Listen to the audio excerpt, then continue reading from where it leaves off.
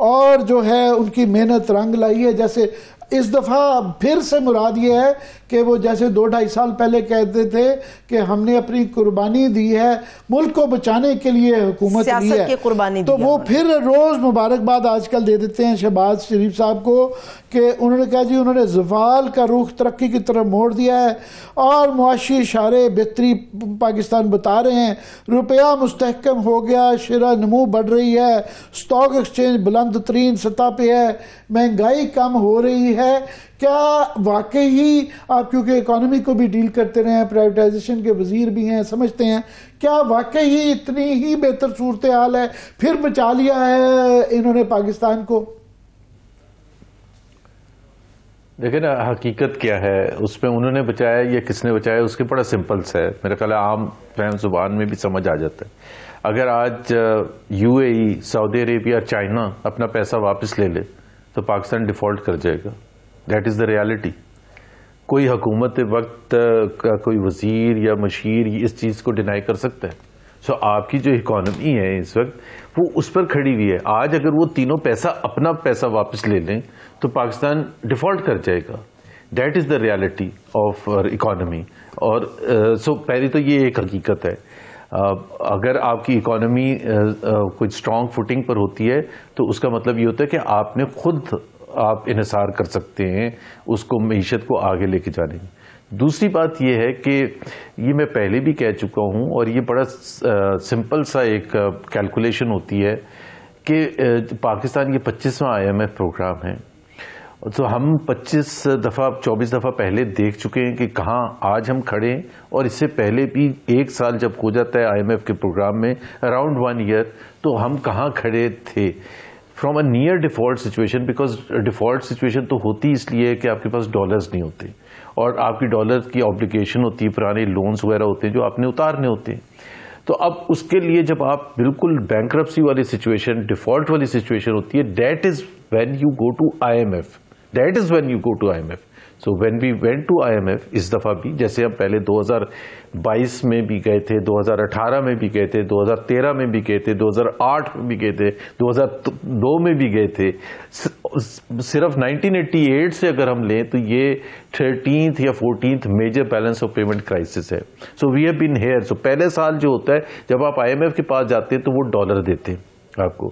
جیسے ہی وہ ڈالر دیتے ہیں ود کنڈیشنلٹیز آف کورس, تو پھر اس میں کیا ہوتا ہے کہ آپ کو ڈالر کا وہ جو خطرہ ہوتا ہے کہ جی آپ اپلیکیشنز نہیں پے کریں, ورلڈ بینک بھی پھر آ کے دیتا ہے اور ایشین ڈیولپمنٹ بینک بھی دیتا ہے اور دوست ممالک بھی دیتے ہیں اور گلوبل فائنینشیل انسٹیٹیوشنز بھی آپ کو دیتے ہیں. تو ڈالر کے لحاظ سے جو ڈیفالٹ والی سچویشن ہوتی ہے اس سے آپ نکل کے ایک اسٹیبلائز, جس کو آپ کہتے ہیں, سو 3 اسٹیجز ہوتی ہے, نیئر ڈیفالٹ, اسٹیبلائزڈ اینڈ گروتھ. سو ہم اس وقت اسٹیبلائزیشن کے اسٹیٹس ہے ہمارا, جہاں ہم یہ کہتے ہیں کہ ہم ڈیفالٹ نہیں کریں گے. دیٹ از واٹ شور.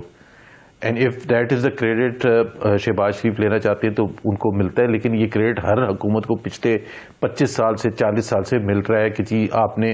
اب یہ بیسیکلی کہہ رہے ہیں کہ یہ ری رول کروا کے اپنے ایلائی سے پیسے جتنی خوشیاں منا رہے ہیں وہ یہ وقتی طور پہ ایک ریلیف میکرو کا آ جاتا ہے, ایک روم ٹو مینیور مل جاتا ہے, مگر اس کے اوپر ہمارے پاس اس کی سلوشن نہیں ہے ہمارے مسائل کا, یہ آپ کہہ رہے ہیں.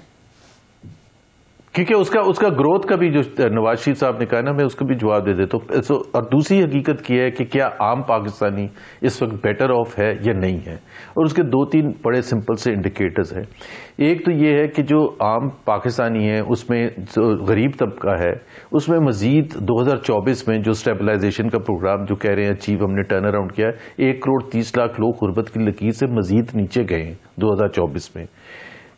دوسری بات یہ ہے کہ جو گروتھ, اگر اس سال گروتھ جو ایکسپیکٹڈ ہے پچھلے 3 سال کے مقابلے میں سب سے زیادہ ہوگی, 2.5% سے 3% تک ہوتی ہے, لیٹ سے 3% ہوتی ہے. اگر 3% گروتھ ہوتی ہے تو ہماری جو ایوریج گروتھ شہباز شریف ایرا میں ہوگی 2022 جولائی سے لے کے 2025 جون تک, اس کا ایوریج ہوگا 1.6 یا 1.7%, which is the lowest 3-year average in our history. And what does it mean, جب آپ کی گروتھ نہیں ہوگی تو آپ کی امپلائمنٹ جنریشن نہیں ہوگی. اور دوسری بات کہ آپ کا جو مڈل کلاس ہے، because of the no growth and no improvement in their purchasing power, it is worse off. اور مزید یہ کہ ان کے اوپر ٹیکسز کا جو بوجھ ہے وہ ہم سب کے سامنے ہے. سو آئی تھنک کامن آدمی جو ہے اس کے لیے تو بالکل زندگی خراب ہوئی ہے. ہاں جو رچ ہے، امیر ہے طبقہ، جو ایلیٹ ہے، اس کے لیے زندگی بہت اچھی ہوئی ہے. اگر آپ اسٹاک مارکیٹ دیکھیں گے، وہ بہت زیادہ وہاں پیسے لوگوں نے بنائے ہیں. وہ چند لوگوں کا، امیر لوگوں کا گروپ ہے، اور وہ ان کے لیے ایک ہی پوائنٹ ہوتا ہے، پاکستان ڈیفالٹ تو نہیں کرے گا. اگر ڈیفالٹ نہیں کرے گا، everything is fine. They are please concerned. اور ایک سب سے اہم انڈیکیٹر ہوتا ہے کہ اگر معیشت اچھی چل رہی ہوتی ہے، وہ لارج اسکیل مینوفیکچرنگ ہوتا ہے، کہ وہاں اگر وہ نہیں چل رہا تو ظاہر سی بات ہے امپلائمنٹ جنریشن ہی نہیں ہو رہی ہے. پھر پی ایس ڈی پی پر آپ کوئی پیسہ نہیں خرچ کر رہے ہیں، کیونکہ وہاں سے کٹوتی نکال کے آپ ایم این ایز اور سینیٹرز وغیرہ کو پیسے دے رہے ہیں، تو ظاہر ہے ایک گروتھ کا پوٹینشیل وہاں سے امپلائمنٹ جنریشن کا ہو سکتا ہے، وہ بھی نہیں ہو رہا. So unemployment has reach record high. Poverty levels 10.5 crore لوگ غربت کی لکیر سے نیچے ہیں آج کے دن. آپ مسٹیک نہیں، بلنڈر کہنا چاہیے کہ ان کو جب حکومت آپ نے سنبھال لی تو آپ کی سب سے زیادہ ذمہ داری یہ ہے ڈیلیور کرنا عوام کے لیے. جو آپ کی پولیٹیکل ایشوز ہیں ود ریگارڈ ٹو 2024 کے الیکشنز، جہاں تک عمران خان کی جو ابھی جو قید ہے، یا دوسرے ان کے جو لیڈرشپ ہے جو مشکل میں ہیں، جو قید میں ہیں، یا ان کے لیے جو دوسری مشکلات ہیں، وہ that the political wing of the party should address that. کے پی گورنمنٹ کو شروع دن سے فوکس کرنا چاہیے تھا.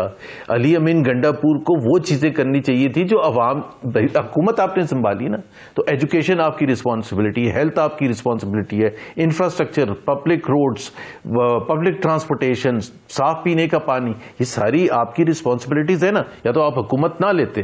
سو ان کو اگر وہ سیپریٹ کرتے نا، جو اب شاید کیا ہے، جو کے پی کے وہاں بنائے ہیں، جنید اکبر کو پریزیڈنٹ بنایا ہے پی ٹی آئی کا، وہ موو مارچ میں جب ان کو لگایا تھا گنڈا پور کو چیف منسٹر، اس وقت لگانا تھا. And they should have separated the two things completely, because یہ بہت ایک میجر اسٹرگل میں جا رہے تھے. اس میجر اسٹرگل میں آپ ایکسپیکٹ نہیں کرتے کہ گنڈا پور ڈیلیور بھی کریں گے، اور ساتھ میں پالیٹکس بھی بھرپور انداز میں، وہ کہ جی بار بار آپ نے یلغار کرنا ہے، اسلام آباد آنا ہے، لانگ مارچ کرنا ہے، جدوجہد کرنی ہے. سو آئی تھنک وہ they lost sight of the fact کہ لوگ یہ بھی دیکھیں گے ایونچولی، آج سے 1 سال بعد 2 سال کے بعد الیکشن ہوں گے، تو لوگ یہ کوشچن پوچھیں گے نا کہ بھائی آپ یہ بھی تو حساب دیں کہ آپ نے کیا ڈیلیور کیا تھا. So that's very important for P T I to understand.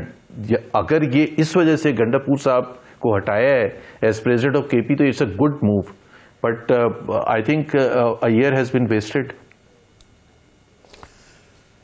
Balochistan پہ بھی وہ کرے، وہاں تجربہ یہ کیا گیا تھا اس دفعہ کہ ایک جو بہت زیادہ ایک گورنمنٹ لائی گئی تھی، وہ وہاں پہ نیشنلسٹ پارٹیاں بالکل غائب ہو چکی ہوئی ہیں، مین اسٹریم پارٹیز بھی غائب ہو چکی ہوئی ہیں. تو وہاں پہ بھی میں چاہوں گا کہ آپ اپنا ذرا بلاگ تبصرہ کر دیں. آئی تھنک سب سے زیادہ جو کنسرننگ ہے پاکستان کے پوائنٹ آف ویو سے، وہ بلوچستان ہے. The fact of the matter is تمام پاکستان میں جعلی الیکشن ہوئے تھے 2024 میں، لیکن سب سے زیادہ جعلی، اور دس از دا موسٹ انفارچونیٹ پارٹ، سب سے زیادہ جعلی جو تھے وہ بلوچستان میں ہوئے تھے. اور یہ پہلی دفعہ نہیں ہے. بلوچستان میں تو میرا خیال ہے اس کو مذاق کے طور پر استعمال کیا گیا صوبے کو.